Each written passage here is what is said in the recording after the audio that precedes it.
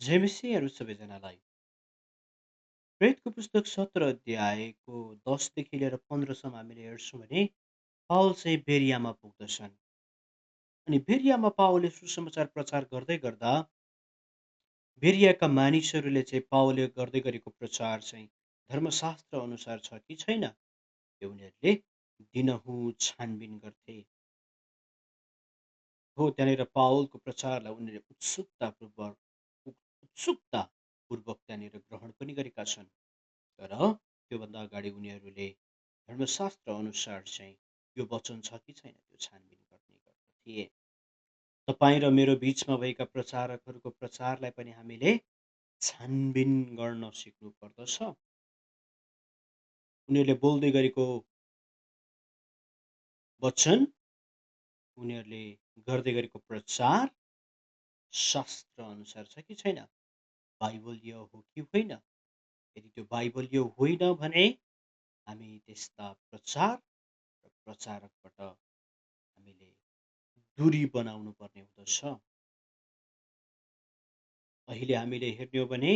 शास्त्रमा नभएका कुराहरू प्रचार गर्ने प्रचारकहरू छ्याप छ्याप्दै छन् यस्ताहरूको शिकारबाट हामी बच्छौँ मण्डलीले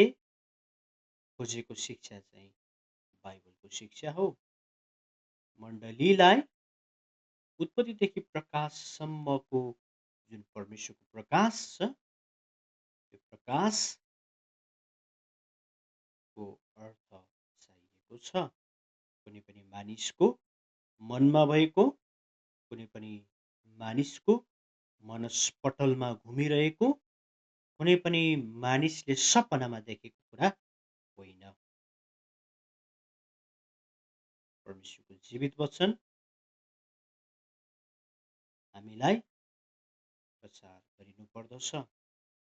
छानबिन गरौँ अनि मात्रै विश्वास गरौँ छानबिन गरौँ